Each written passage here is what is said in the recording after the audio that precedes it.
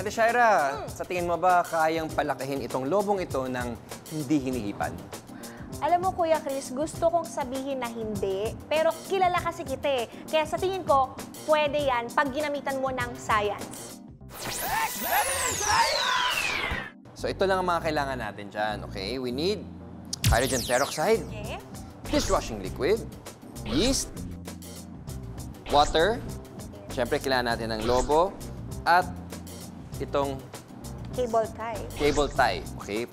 Gawin na natin. Okay. I'll need your help. Anong unang step natin, Kuya Chris? Bubuhusan natin ng hydrogen peroxide itong ating plastic bottle na meron din dalawang lobo pa. Okay. Susubukan natin palobohin rin without blowing.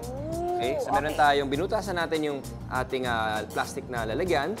Lagyan natin ng tubo, okay? At sinil natin ng glugan. Alright? So nakasukat na itong hydrogen peroxide, 4 liters dito. Ate Shai, I need your help. Pakibuhos na lang dito sa ating container. 4 liters. Okay. Yan. And then, itong ating dishwashing liquid, next naman, pwede mo rin ilagay na siya dyan. Gaano karami, Kuya Chris? Sige lang, I'll tell you when to stop. Okay. 1/4 ng bottle na yan. Hindi, less. Okay. Konti lang naman, pwede na yan. Pwede na to. So, itong next natin is the yeast. Okay, tabi na natin itong mga tapos na. Okay, so ilagay natin lahat ng yeast dito sa ating beaker. Tapos buhusan natin ng tubig. Nasa 150, no? 150 ml siya. Yes. Buhusan natin ng tubig. I-mix natin siya ng water para ma-dissolve siya. Try natin siya i-dissolve. Dissolve na siya sa tubig. So ngayon, pwede na natin siya ibuhos dito sa loob ng ating balloon o lobo sa tulong ng funnel. So I will need your help to hold that na lang. Okay, so we're gonna pour it.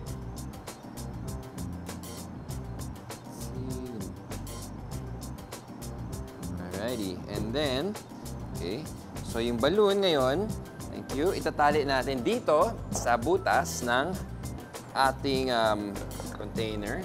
I'll need help dito sa tie.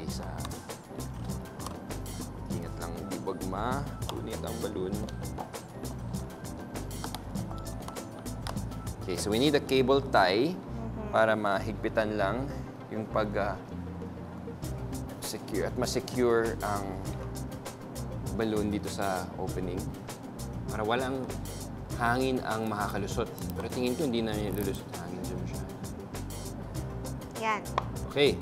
Okay na ba yan, Kuya Chris? Okay. Alright, so lahat ng yeast at tubig ay nandito sa part na ito ng balloon, as you can see. So gagawin natin, if flip over natin siya, magre-react siya ngayon with our hydrogen peroxide and dishwashing liquid. Tingnan natin kung ano mangyayari. Ito na. Ready ka natin siya? Ready na!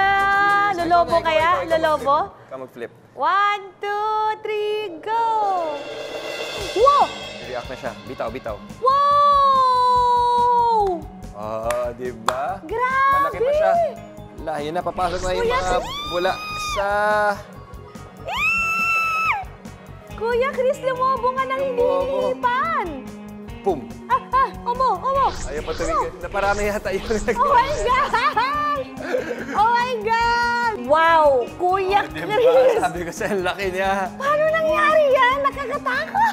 May chemical reaction kasi na nangyari, Ate Shai. Ang yeast ang nagsilbing catalyst dun sa mga chemicals natin. Ibig sabihin, pinabibilis niya ang pag-breakdown ng hydrogen peroxide into water and oxygen. Oo, at kaya bumula dahil naman ang water mula sa chemical reaction ay humalo sa sabon. At nabuo ang mga bubbles dahil naman sa oxygen. Kaya naman pala may eruption! Ang galing, ang lupit Diba? nito, Kuya Warm Chris! siya, laki oh. Mainit? Warm, hawakan. Oo nga, no. Diba? Ate Shai, I believers, isang halimbawa lang yan ng chemical reaction.